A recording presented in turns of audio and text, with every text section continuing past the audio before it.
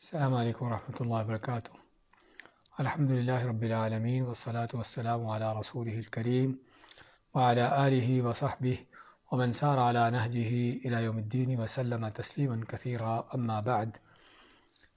اللہ کے فضل توفیق سے ہم تفسیر موضوع لیں گے ابھی، جس میں ہم نے سابقہ درس میں اللہ تعالیٰ سے حسن ظن کا موضوع شروع کیا تھا، اور اس کے تمہیدی کلمات ہم نے بیان کیے تھے کہ حسن ظن کا معنی کیا ہے یا ظن کا معنی کیا ہے۔ لفظ ظن جو ہے ہم نے ذکر کیا تھا کہ اس میں شک بھی ہے اور یقین، یعنی عربی کی عجیب جو خصوصیت ہے وہ یہ ہے کہ ایک ہی لفظ بعض اوقات دو مختلف معنی پر استعمال ہوتا ہے۔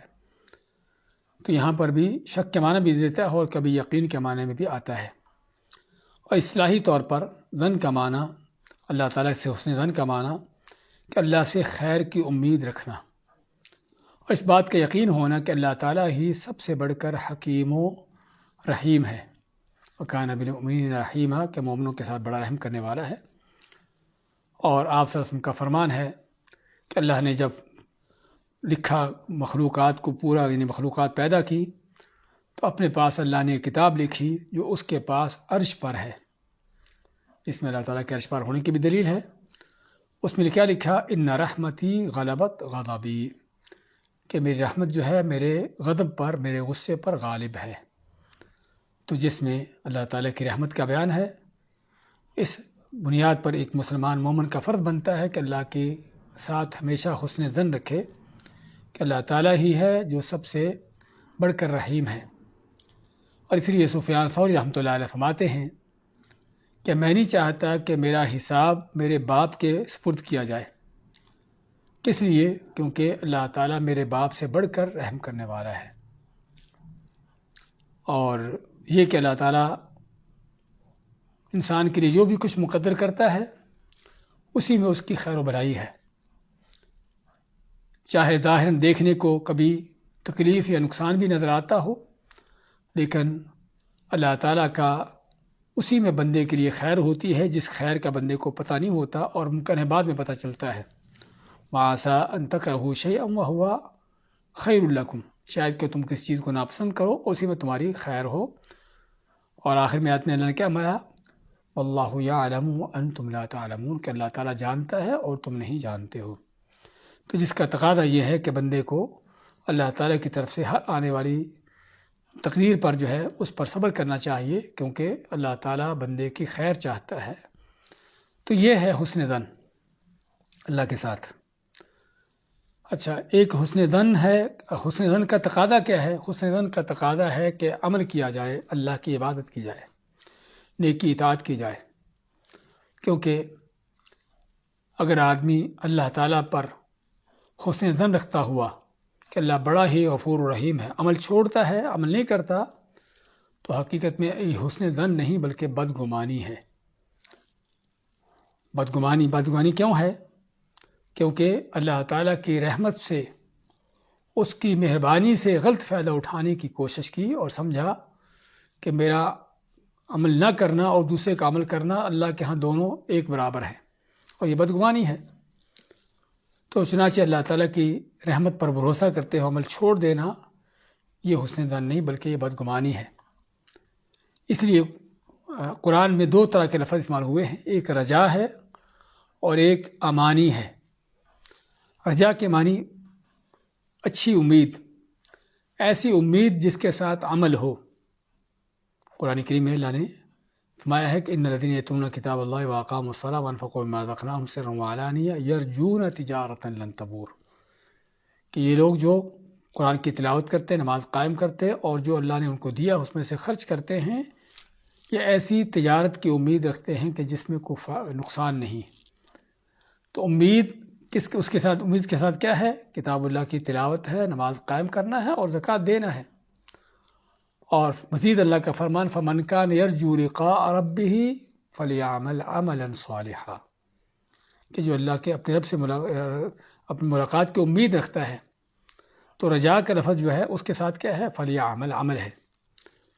تو یہ رجا جو ہے یہ ہے وہ چیز جو ہونی چاہیے کہ جو اللہ کے ساتھ حسن ظن کا تقاضا ہے۔ اور دوسری امانی ہے، امنیہ ہے، اور وہ کس کی طرف سے ہے؟ شیطان کی طرف سے۔ امنیہ کیا ہے؟ اس کا معنی بھی امید ہے، لیکن ایسی امیدیں جو جھوٹی ہیں، جھوٹی تمنائیں، جھوٹی امیدیں، شیطانی امیدیں۔ اسے میں لیس بِأَمَانِيِّكُمْ وَلَا أَمَانِيِّ أَهْلِ الْكِتَابِ، کہ نہ تمہاری آرزوں کی کوئی ان کے اعتبار ہے اور نہ اہل کتاب کی ان کی امیدوں کو اعتبار ہے، بلکہ جو بھی مَن يَعْمَلْ سُوءًا يُجْزَ بِهِ، جو بھی برا عمل کرتا ہے اس کو اس کی سزا ملتی ہے۔ اور اسی جھوٹی امیدوں کے بارے میں شیطان کے حوالے سے اللہ نے ذکر کیا، یعدہم ویمنیہم، کہ شیطان ان سے وعدے کرتا ہے اور ان کو جھوٹی امیدیں دلاتا ہے۔ وما یعدہم الشیطان الا غرورا، اور شیطان جو بھی وعدے کرتا ہے، امیدیں دلاتا ہے، وہ سارے جھوٹے اور سب باغ ہوتے ہیں۔ تو یہ ہے ظن کے حوالے سے اللہ تعالیٰ کے بارے میں، حسن ظن کے بارے میں، کہ حسن ظن جو ہے انسان سے عمل کا تقاضا کرتا ہے، کہ اگر عمل ہے تو واقعی حسن ظن ہے، اور اگر عمل نہیں ہے تو پھر جھوٹی امیدیں ہیں جو شیطانی امیدیں ہیں۔ اس لیے اسی حسن ظن کی مثال آپ کے سامنے دی گئی ہے کہ اللہ تعالیٰ سے حسن ظن کا نبوی منہج کیا ہے۔ ایک حدیث ذکر کی گئی ہے کہ ابو امامہ اور رضی اللہ تعالیٰ عنہ اور عروہ ابن زبیر ام المؤمنین عائشہ رضی اللہ عنہ کے بھانجے کہتے کہ ہم دونوں ام عائشہ کے پاس تھے، تو انہوں نے فرمایا کہ کاش کہ تم رسول اللہ صلی اللہ علیہ وسلم کو دیکھتے کہ جب آپ بیمار تھے اور انہوں نے مجھے لوگوں میں بانٹنے کے لیے 6 یا 7 دینار دیے تھے، میں آپ کی تیمارداری میں، آپ کی بیمار پرسی میں آپ کو، یعنی آپ کے ساتھ مصروف رہنے کی وجہ سے بانٹنا بھول گئی۔ تو جب آپ صحت یاب ہوتے ہیں تو آپ نے ان دیناروں کے متعلق پوچھا کہ کہاں پر ہیں یا کیا کیا ان کا، تو میں نے کہا کہ میں تو بانٹنا بھول گئی آپ کے ساتھ مصروف ہونے کی وجہ سے۔ تو آپ وہ دینار اپنے ہاتھوں میں لیتے ہیں اور ان کو پلٹتے ہیں اور فرماتے ہیں کہ اللہ کا نبی انہیں دیناروں کا ساتھ اگر اللہ سے جا ملتا تو اللہ کو کیا جواب دیتا، اس کا کیا حال ہوتا۔ یعنی آپ کا فرمانے کا مقصد کہ اگر میں ان دیناروں کو اللہ کی راہ میں نکالے بغیر ہی فوت ہو جاتا اور اللہ مجھ سے پوچھ لیتا کہ ان دیناروں کا تم نے کیا کیا، تو میں اس کو کیا جواب دیتا۔ اب نبی کریم صلی اللہ علیہ وسلم سے بڑھ کر کوئی ہستی ہے کہ جن کا اللہ سے بڑا گہرا تعلق ہو، لیکن اس کے باوجود آپ کے دل میں اللہ کا کیا ڈر خوف ہے، کیا خشیت ہے کہ ان دیناروں کو جو صدقے دینا ہی تھے صدقے میں، لیکن ان عائشہ رضی اللہ عنہ دینا بھول گئی۔ تو آپ اس بات پر فکر مند ہوتے ہیں کہ اگر ان دیناروں کو خرچ اللہ کی راہ میں دیے بغیر بھی مر جاتا، اگرچہ دینے تو تھے ہی لیکن دیے بغیر مر جاتا اور اللہ مجھ سے پوچھ لیتا تو میں کیا جواب دیتا۔ یہ ہے حسن ظن۔ تو چنانچہ حسن ظن وہ ہے کہ جو انسان کو نیکی پر ابھارتا ہے اور برائی سے دور رکھتا ہے، اور جب کہ اللہ کی رحمت پر جھوٹی امیدیں، یہ شیطانی دھوکہ ہے، شیطانی امیدیں ہیں۔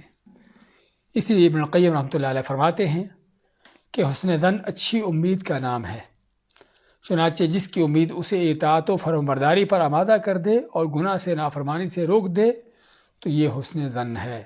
بہت عظیم تعریف کی ہے ابن قیم نے کہ جس کی حسن ظن اچھی امید کے نام ہے، تو جس کی امید اسے اطاعت و فرمانبرداری پر آمادہ کر دے اور گناہ و نافرمانی سے اس کو روک دے تو یہ حسن ظن ہے، اور جس کی امید اسے بدعملی پر اور بے راہ روی پر چلا دے تو یہ دھوکہ بازی ہے، یہ بدگمانی ہے، حسن ظن نہیں ہے۔ تو یہ تھے چند تمہیدی کلمات حسن ظن کے حوالے سے۔ مزید بھی اس میں عبداللہ بن مسعود رضی اللہ عنہ کا کہ فرماتے ہیں کہ المؤمن یرى ذنوبہ کأنہ قاعد تحت جبل یخاف ان یقع علیہ، کہ جس مومن کے دل میں اللہ کے ساتھ حسن ظن ہوتا ہے، اس کے دل میں اللہ کا ڈر خوف کس قدر ہوتا ہے کہ مومن کو اپنے گناہ ایسے نظر آتے ہیں کہ جیسے اس کے سر پر پہاڑ کھڑا ہو ابھی گرے گا، اور فاجر منافق بے دین اس کا کیا حال ہوتا ہے، اپنے گناہوں کو ایسے دیکھتا ہے جیسے ناک پر مکھی بیٹھی اس کو اڑا دیا، اس کو پرواہ نہیں ہوتی۔ تو یہ ہے مومن کو حسن ظن ہے، اس لیے اللہ کا ڈر خوف ہے، منافق کو بدگمانی ہے، اس لیے اللہ کا ڈر خوف نہیں ہے۔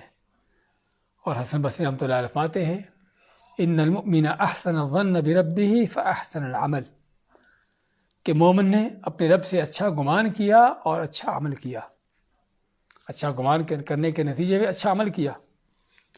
وَإِنَّ الْفَاجِرَ أَسَاءَ الظَّنَّ بِرَبِّهِ فَأَسَاءَ الْعَمَلَ، اور جو فاجر و فاسق بے ایمان منافق ہے اس نے اپنے رب سے برا گمان کیا اور برا ہی عمل کیا۔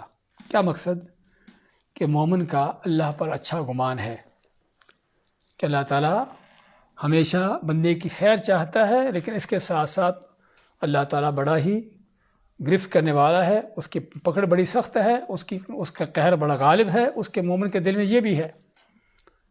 تو چنانچہ اس کی بنیاد پر وہ عمل بھی کرتا ہے، اللہ کی نافرمانی سے بچتا بھی ہے، تو یہ حسن ظن ہے۔ اور منافق فاجر و فاسق دیکھتا ہے کہ میں برائیاں کر رہا ہوں، مجھے کوئی پوچھنے والا ہی کوئی نہیں، میری کوئی پکڑ ہی نہیں ہو رہی، اور دلیر ہوتا ہے برائیوں پر، تو پھر کیا ہے؟ یہ اس کا اللہ کے ساتھ بدگمانی ہے، سمجھتا ہے کہ مجھے کوئی دیکھنے والا ہی نہیں اور مجھے کوئی پوچھنے والا ہی نہیں، تو یہ ہے بدگمانی کی شکل۔ تو یہ تھے جسے بتایا کہ چند تمہیدی کلمات اس حسن ظن کے حوالے سے، کہ جس میں ہم نے ذکر کیا حسن ظن کا معنی کیا ہے، یا ظن کا معنی کیا لغوی طور پر، پھر حسن ظن کا معنی کیا ہے، اور ظن کے اندر جو دو چیزیں آتی ہیں، ایک امید، یعنی امید تو ہوتی ہے لیکن ایک رجا ہوتی ہے، اور ایک جو ہے امانی ہوتی ہے۔ اس کے اندر فرق بیان کیا کہ رجا جو ہے وہ عمل کے ساتھ ہے، اور امانی جو بدعملی کے ساتھ ہے یا بے عملی کے ساتھ ہے، یہ امانی ہے۔ اور اس کے بعد ہم نے احادیث سے اور صحابہ اکرام اور سلف صالحین کے ان کے اقوال سے جو ہے اس معنی کو واضح کیا۔ اس کے بعد ہم آیتیں لیتے ہیں، اور آیتیں لینے کے بعد انشاءاللہ مزید اس موضوع پر تفصیل سے گفتگو ہوگی۔ حسن ظن کے حوالے سے قرآن کریم کی ایک آیات ہیں جس میں چند آیتوں کا ذکر یہاں پر ہوتا ہے۔ یا ایھا الذین آمنوا اجتنبوا کثیرا من الظن ان بعض الظن اثم، اے وہ لوگ جو ایمان لائے ہو بچو بہت سے گمانوں سے، کیونکہ بعض گمان گناہ ہیں۔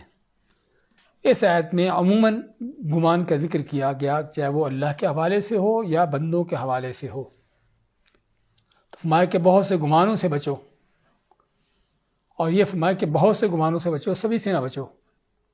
آگے بھی کیا فرمایا؟ ان بعض الظن اثم، کیونکہ بعض گمان گناہ ہیں۔ اس کا مطلب ہوا کہ بعض گمان گناہ نہیں ہوتے، اور یہاں پر پھر ہمیں گمان کی تقسیم کرنے کی ضرورت ہے کہ گمان کی کتنی قسمیں ہیں۔ گمان کی علماء نے 3 قسمیں کی ہیں، یہ 4 قسمیں کی ہیں، کہ ایک وہ گمان جو واجب ہے، فرض ہے، اچھا گمان جو واجب اور فرض ہے، وہ کس کے ساتھ ہے؟ اللہ کی ذات کے ساتھ۔ اللہ کی ذات کے بارے میں اچھا گمان رکھنا یہ مسلمان ہر انسان پر فرض ہے، اور بدگمانی اللہ کے بارے میں کرنا کفر ہے۔ تو یہ گمان جو اللہ کے بارے میں ہے، اور اسی طرح اللہ کے نبی اور رسولوں کے بارے میں اچھا گمان جو واجب اور فرض ہے۔ اور دوسرا اچھا گمان جو واجب نہیں بلکہ جائز ہے۔ وہ جائز کون سا ہے؟ کہ جو عام لوگوں کے ساتھ ہمارا گمان ہے، ان کے ساتھ لین دین کرتے ہوئے، معاملات کرتے ہوئے، تعلقات بناتے ہوئے کچھ بھی ہے، عام لوگوں کے ساتھ ہمارا گمان جو ہے وہ کیا ہے؟ جائز ہے، اچھا گمان رکھنا۔ اور یہ ہماری ضرورت ہے، ہماری ضرورت ہے کہ ہم لوگوں کے ساتھ اچھا گمان رکھیں اپنے معاملات کے اندر، کیونکہ اگر ہر آدمی کو ہی شک کی نگاہ سے دیکھیں گے اور ہر آدمی کی بدگمانی کے انداز سے اس سے معاملہ کیا جائے گا، تو پھر کسی کے ساتھ ہم کچھ معاملہ نہیں کر سکتے۔ تو لوگوں کے ساتھ ہماری ڈیلنگ، ہمارے معاملات سبھی اسی اچھے گمان کے ساتھ ہوتے ہیں، لیکن یہ اچھا گمان فرض نہیں بلکہ جائز ہے، کیونکہ بعض حالتوں میں ممکن ہے کہ جس کے ساتھ ڈیلنگ کر رہے ہیں وہ اچھا نہ ہو، اور آپ کو اس کے بارے میں اس رائے بدلنی پڑے۔ اور گمان کی تیسری قسم جو برا گمان ہے اور ناجائز ہے، اس کے بارے میں علماء ان بعض الظن اثم، کہ بعض گمان گناہ ہیں۔ برا گمان اور ناجائز۔ وہ کب ہے؟ وہ عموماً لوگوں کے بارے میں کہ جن سے کوئی برا کام، کوئی غلط چیز ثابت نہیں ہوئی، مسلمان ہوں یا حتیٰ کہ کافر بھی کیوں نہ ہو، ان کے بارے میں بدگمانی اختیار کرنا، اور حالانکہ وہ بدگمانی اختیار کرنے کے حوالے سے ان سے ایسی چیز ثابت نہیں ہوئی، تو یہ کیا ہے؟ یہ بدگمانی حرام اور ناجائز ہے۔ اور چوتھی قسم جو بدگمانی کی ہے یا گمان کی ہے، بدگمانی ہے وہ بھی جو بدگمانی جائز ہے، حرام نہیں بلکہ جائز ہے، بدگمانی ہے لیکن جائز ہے۔ وہ کیا ہے کہ کسی شریر قسم کے آدمی، کسی فاسق و فاجر قسم کے شخص کے ساتھ معاملہ پیش آ جائے تو وہاں پر اس سے معاملہ کرتے ہوئے بدگمانی رکھنا کہ آدمی شرپسند ہے، جھوٹا ہے، دھوکے باز ہے، تو شاید کوئی دھوکہ ہی کرے گا، تو اس کے بارے میں بدگمانی ہونا جائز ہے۔ تو یہ گمان کی چار قسمیں ایسی علامات ہے کہ بعض گمانوں سے بچو۔ بعض سے مراد یعنی جو بدگمانی ہے، اور بدگمانی بھی وہ جو کسی ایسے شخص کے بارے میں ہے کہ جس سے کوئی گناہ صادر ہونا ممکن نہ ہو یا نہ ہوا ہو۔ تو اس مال کے ایمان والوں بہت سے گمانوں سے بچو۔ ان بعض الظن اسم، کہ بعض گمان گناہ ہیں، اور اسم کا لفظ ہم کو گناہ کا لفظ ہم کو کیا تنبیہ کرتا ہے کہ بدگمانی گناہ ہے، بدگمانی گناہ ہے۔ دوسری آیت میں وَيُعَذِّبُ الْمُنَافِقِينَ وَالْمُنَافِقَاتِ وَالْمُشْرِكِينَ وَالْمُشْرِكَاتِ الظَّانِّينَ بِاللَّهِ ظَنَّ السَّوْءِ، کہ اللہ تعالیٰ عذاب دے منافق مردوں کو، منافق عورتوں کو، مشرک مردوں کو، مشرک عورتوں کو، جو کون ہیں؟ الظَّانِّينَ بِاللَّهِ ظَنَّ السَّوْءِ، کہ جو اللہ تعالیٰ کے بارے میں گمان کیے بیٹھے ہیں، برا گمان، اللہ تعالیٰ کے بارے میں برا گمان کیے بیٹھے ہیں۔ تو اللہ نے بدگمانی یہاں پر کس کی صفت بیان کی ہے؟ منافقوں کی اور مشرکوں کی، اور یہی چیز کافی ہے بدگمانی کے اس کے برے انجام کے حوالے سے اور بدگمانی کی قباحت کے حوالے سے۔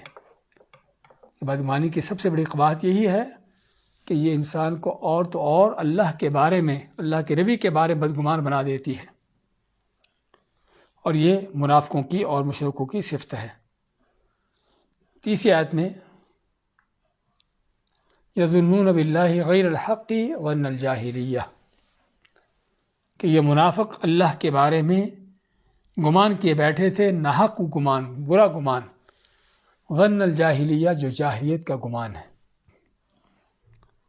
اس آیت کا پس منظر ہم اگر دیکھیں تو پتہ چلے گا کہ واقعی ہی منافقوں کی کیا بدگمانیاں تھیں۔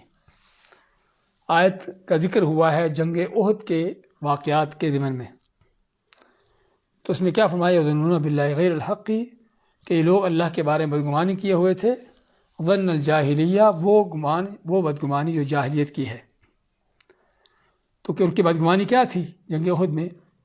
کہ جب کافروں کی طرف سے دوبارہ حملہ ہوتا ہے اور مسلمان کی ایک بڑی تعداد 70 کے قریب شہید ہوتے ہیں، اور خود آپ زخمی ہوتے ہیں، اور مسلمانوں کے ہاتھوں میں آیا ہوا مال غنیمت سارا چھن جاتا ہے، تو یہ چیزیں سبھی کی سبھی کوئی شک نہیں کہ لوگوں کے لیے بڑی تکلیف دہ تھی، اور خصوصاً منافقوں کے لیے۔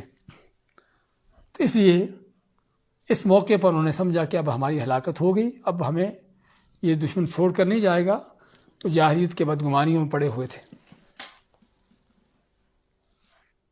اور اس کے بعد 4 نمبر آیت میں وَإِذْ يَقُولُ الْمُنَافِقُونَ وَالَّذِينَ فِي قُلُوبِهِم مَرَضٌ مَّا وَعَدَنَا اللَّهُ وَرَسُولُهُ إِلَّا غُرُورًا، کہ جب کہا منافقوں نے اور ان لوگوں جن کے دل میں بیماری ہے، کیا کہا انہوں نے؟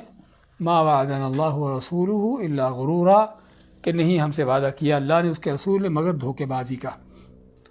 اور یہ آیت ہے سورۃ الاحزاب کی، کہ جس میں اللہ تعالیٰ نے جنگ احد، جنگ احزاب کے واقعات بیان کرتے ہوئے کہ جن خطرناک مشکلات کا لوگوں کو، مسلمانوں کو سامنا تھا، کہ باہر بھی دشمن اور اندر بھی دشمن، تو ان حالات میں سچے مومنوں کا کردار کیا تھا؟ اللہ نے فرمایا اسی صورت میں آگے چل کر وَلَمَّا رَأَى الْمُؤْمِنُونَ الْأَحْزَابَ قَالُوا هَذَا مَا وَعَدَنَا اللَّهُ وَرَسُولُهُ، کہ جب سچے مومنوں نے لشکر فوجیں آتے دیکھی، کافروں کے دشمن آتے دیکھے، تو انہوں نے کیا کہا؟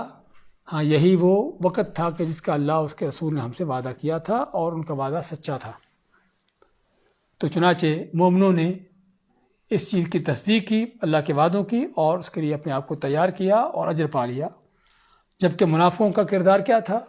اللہ نے فرمایا اس آیت میں وَيَقُولُ الْمُنَافِقُونَ وَالَّذِينَ فِي قُلُوبِهِم مَرَضٌ مَا وَعَدَنَا اللَّهُ وَرَسُولُهُ إِلَّا غُرُورًا، کہ نہیں ہم سے وعدہ کیا اللہ اس کے رسول نے مگر دھوکے بازی کا، نہیں ہم سے وعدہ کیا اللہ اس کے رسول نے مگر دھوکے بازی کا۔ تو جس میں کیا ہے کہ منافق جو ہے وہ ہمیشہ اللہ تعالیٰ کے بارے میں بدگمانی کا شکار ہوتا ہے۔ کوئی مشکل آتی ہے تو فوراً بھاگ جاتا ہے اور سمجھتا ہے کہ اب ہوائی ہلاکت، نہیں دیکھتا کہ مشکلات ہی اس کے گناہوں کا کفارہ ہے، اس کے درجات کی بلندی ہے۔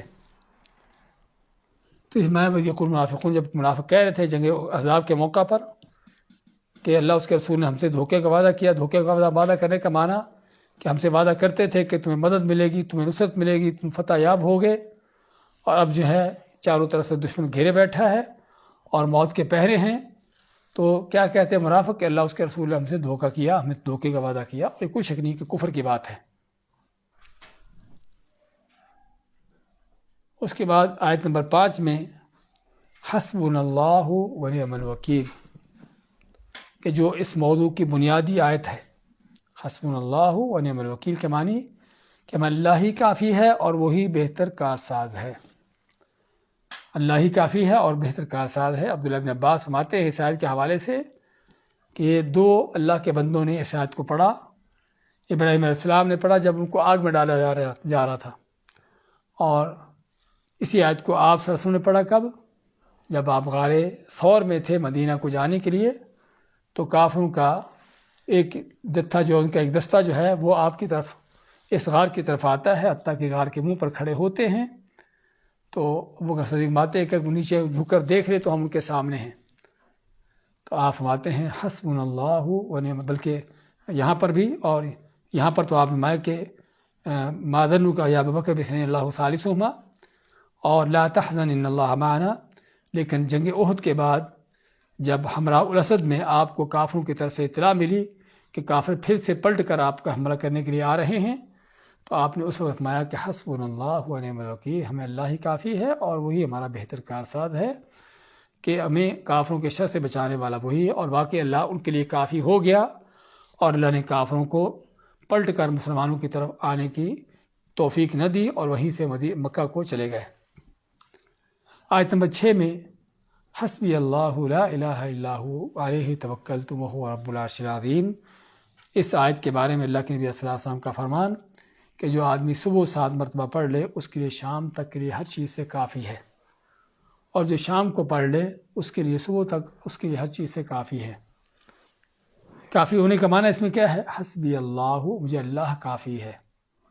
حسب کے معنی کافی، کہ مجھے اللہ ہی کافی ہے، لا الہ الا ہو، کہ اس کے سوا کو معبود برحق نہیں، علیہ توکلت، تو میں نے اسی پر بھروسہ کیا، وہ رب العرش العظیم، اور وہ رب ہے بڑے عرش کا۔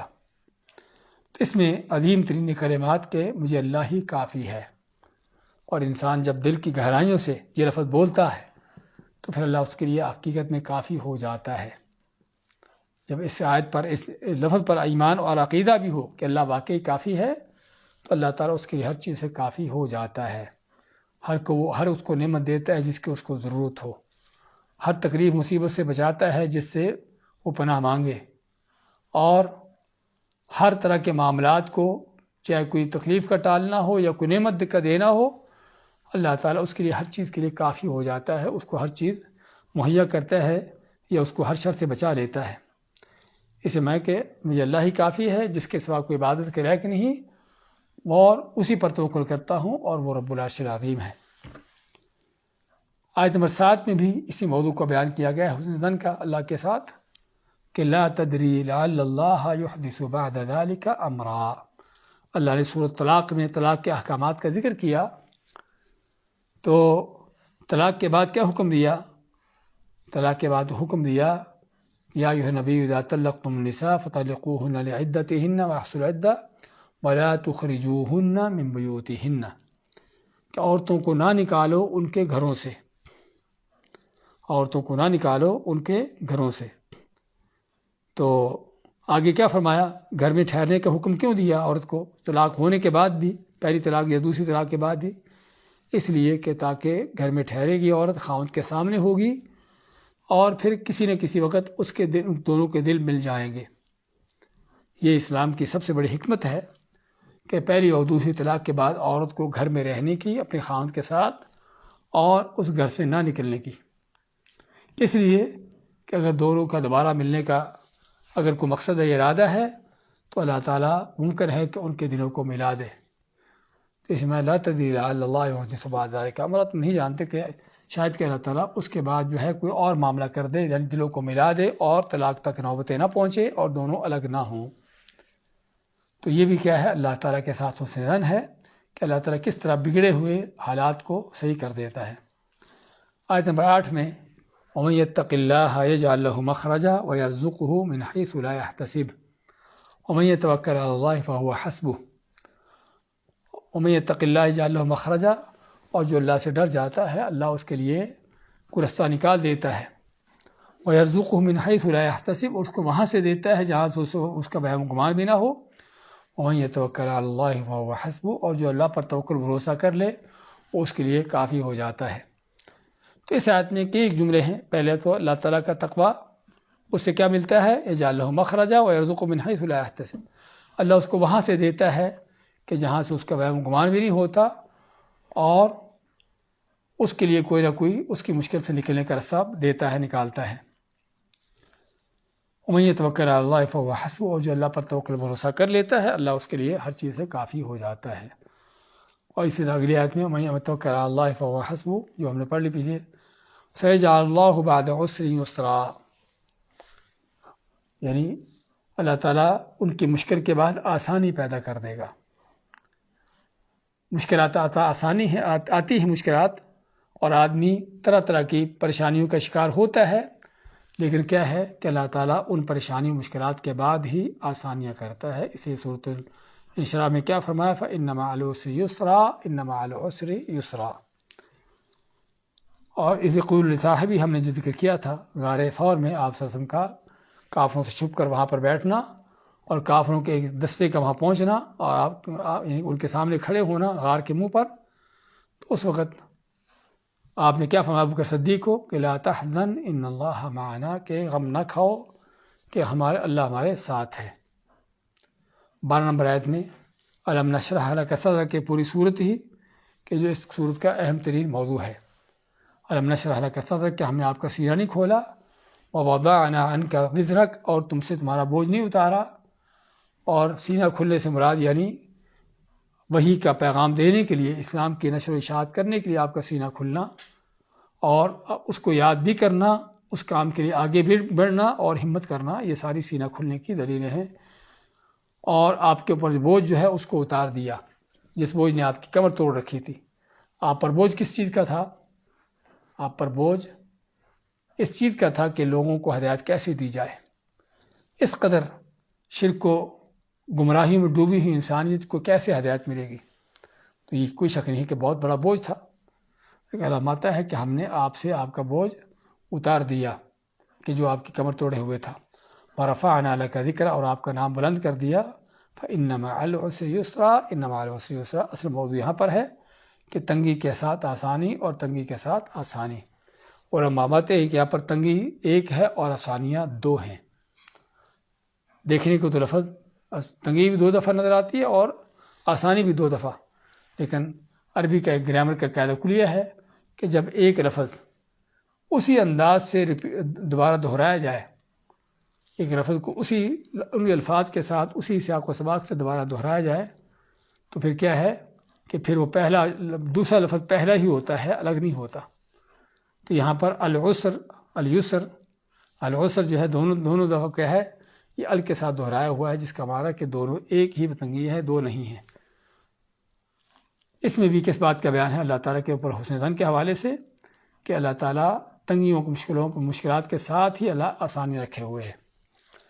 اور جس کا ہم نے آیت میں ذکر کیا تھا تھوڑی دیر پہلے، اللہ کے ساتھ حسن ظن کے بارے میں منافقوں کا کیا کردار تھا جنگ احزاب میں، کہ انہوں نے کہا کہ اللہ اس کے رسول نے ہم سے جو کہا تھا دھوکہ بازی تھا، لیکن مومنوں کا کیا کردار تھا ہم نے ذکر کیا تھا، وَلَمَّا رَأَى الْمُؤْمِنُونَ الْأَحْزَابَ، کہ مومنوں کے جب لشکر دیکھے، فوجیں دیکھیں یا کافروں کے لشکروں کو آتے دیکھا، قالوا هذا ما وعدنا اللہ ورسولہ، کہا انہوں نے کہ یہی وہ وقت ہے کہ جس کا اللہ اس کے رسول نے ہم سے وعدہ کیا تھا، اور صدق اللہ ورسولہ، اور اللہ نے اس کے رسول نے جو وعدہ کیا تھا سچ کہا تھا۔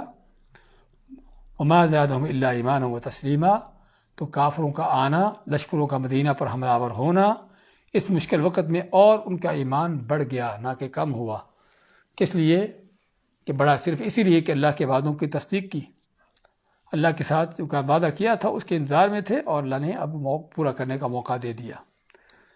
اس موضوع کی آخری آیت 14 نمبر، وَلَنَبْلُوَنَّكُم بِشَيْءٍ مِّنَ الْخَوْفِ وَالْجُوعِ وَنَقْصٍ مِّنَ الْأَمْوَالِ وَالْأَنفُسِ وَالثَّمَرَاتِ وَبَشِّرِ الصَّابِرِينَ الَّذِينَ إِذَا أَصَابَتْهُم مُّصِيبَةٌ قَالُوا إِنَّا لِلَّهِ وَإِنَّا إِلَيْهِ رَاجِعُونَ أُولَٰئِكَ عَلَيْهِمْ صَلَوَاتٌ مِّن رَّبِّهِمْ وَرَحْمَةٌ وَأُولَٰئِكَ هُمُ الْمُهْتَدُونَ۔ کہ جو بنیادی آیت ہے سارے موضوع کی وہ کیا ہے؟ اللہ تعالیٰ فرماتا ہے تاکید کرتے ہوئے کہ وَلَنَبْلُوَنَّكُمْ، کہ یقیناً ضرور ہم تمہاری آزمائش کریں گے، تم کو آزمائیں گے۔ کس سے؟ بِشَيْءٍ مِّنَ الْخَوْفِ، کچھ ڈر خوف سے، کہ جنگ کی حالت، بدامنی کی حالت پیدا کر کے، والجوع، اور بھوک سے، یعنی فقر و فاقے سے، قحط سالیوں سے اور روزی کی تنگی سے، ونقص من الاموال والانفس والثمرات، اور اس طرح کچھ خسارے، کو نقصانات، کہاں پر؟ مالوں میں، جانوں میں۔ مالوں کا نقصان واضح ہے، خسارہ پڑ گیا، اور جانوں کا خسارہ نقصان کیا ہے؟ کہ کوئی آدمی قتل ہو جائے، مر جائے، یا اس کا جسمانی طور پر جو ہے بیکار ہو جائے، کچھ کرنے کے قابل نہ رہے۔ یہ سارے کیا ہیں؟ یہ سارے یعنی کہ اللہ تعالیٰ کی طرف سے نقص ہیں بندوں کے لیے، ان کی جانوں میں، ان کے والوں میں، بس ثمرات، اور پھلوں میں، یعنی جو کھیتیاں ہیں، پھل ہیں، اس میں کبھی کھیتی تباہ ہو گئی، کسی کو کوئی کیڑا لگ گیا، کوئی اس طرح کی چیز لگ گئی، یہ سارے نقصانات ہیں۔ تو اللہ تعالیٰ خود ایسی چیزیں بندوں پر کرتا ہے، کس لیے؟ بشر الصابرین، کہ بشارت خوشخبری دو صبر کرنے والوں کو، کہ جو ان مصیبتوں پر، اذیتوں پر صبر کرتے ہیں۔ الذین اذا اصابتہم مصیبہ، وہ صبر کرنے والے صابرین کون ہیں؟ کہ جن کو جب کوئی مصیبت تکلیف آتی ہے، قالوا، کہتے ہیں، انا للہ وانا الیہ راجعون، کہ ہم اللہ ہی کے لیے ہیں اور اسی کی طرف لوٹنے والے ہیں۔ اللہ ماتا اولئک علیہم صلوات من ربہم ورحمہ، ہاں یہ وہ نیک بخت ہیں کہ جن کے لیے ان کے اوپر اللہ تعالیٰ کے رحمتیں ہیں، ان کے اللہ کی طرف سے ان کے لیے تعریفیں ہیں۔ صلوات من ربہم، ان کے رب کی طرف سے ان کی تعریفیں ہیں، ورحمہ، اور ان کے لیے رحمت ہے، واولئک هم المہتدون، اور یہی وہ لوگ ہیں جو ہدایت یافتہ ہیں۔ تو اس آیت میں کیا ہے؟ اس آیت میں کیا دلیل ہے؟ کہ جب انسان اللہ کی طرف سے آنے والی آزمائشوں پر صبر سے کام لیتا ہے، استقامت کے ساتھ چلتا ہے، تو پھر کیا ہے؟ اللہ تعالیٰ کے وعدے ہیں ایسے لوگوں کی مدد کرنے کے، اللہ کے وعدے ہیں ایسے لوگوں کی مدد کرنے کے، اور اللہ تعالیٰ کا وعدہ ہے ایسے لوگوں کی مدد کے ساتھ ساتھ ان کے اوپر اللہ تعالیٰ کی ان کے لیے اللہ تعالیٰ کی طرف سے جو رحمتیں ہیں، اللہ کی طرف سے جو انعامات ہیں، جو اس بات کی دلیل ہے کہ اللہ تعالیٰ بندوں کو اگر تکلیف میں بھی ڈالتا ہے تو ان کو کچھ دینے کے لیے، ان کے کسی فائدے کے لیے۔ اللہ تعالیٰ اگر بعض اوقات کسی بندے کا کوئی نقصان بھی ہو جاتا ہے تو نقصان اللہ تعالیٰ کیوں مقدر کرتا ہے؟ تاکہ اس بندے کو اللہ تعالیٰ جو ہے اس نقصان کی وجہ سے اس کے درجات بلند کرے، اس کی نیکیاں بڑھائے، اس کے گناہوں کا کفارہ بنے، اور جنت وہ مقام جو ممکن اپنی نیکیوں سے نہ پا سکتا ہو، اللہ تعالیٰ اس یعنی کہ مصیبت آزمائش کی وجہ سے اللہ تعالیٰ اس کو وہ مقام دے۔ تو کہنے کا مقصد اس چیزوں سے کیا پتہ چلتا ہے کہ اللہ کی طرف سے آنے والی ہر چیز، چاہے وہ ظاہراً تکلیف دہ بھی ہو، نقصان دہ بھی ہو، وہ بھی بندے کے لیے کیا ہے؟ بندے کے لیے اس میں خیر ہے، بہتری ہے، کیونکہ اللہ تعالیٰ اس میں اس کی خیر چاہتا ہے۔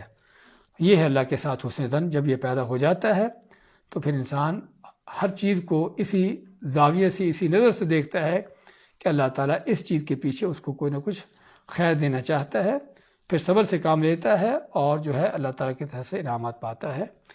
حسن ظن کے حوالے سے کافی تفصیلات ہیں کہ جس کا ہم اگلے درس میں ذکر کریں گے کہ حسن ظن کی کہاں ہمیں ضرورت ہے، اس کے کیا مواقع ہیں، اور اسی طرح حسن ظن جو ہے اس کے حوالے سے کہ اللہ کے ساتھ حسن ظن کے لیے کیا ضروری ہے، اللہ تعالیٰ کے ساتھ حسن ظن کے لیے کیا ضروری ہے کہ جس کے کرنے سے حسن ظن پیدا ہو جاتا ہے، اور اسی طرح حسن ظن کے فوائد کا ذکر آئے گا انشاءاللہ عزیز، اور حسن ظن کے بدگمانی کیا ہے اس کا بیان ہوگا، اس کی تعریف وغیرہ اور اس کے کچھ شکل صورتیں اور اس کے جو نتائج ہیں۔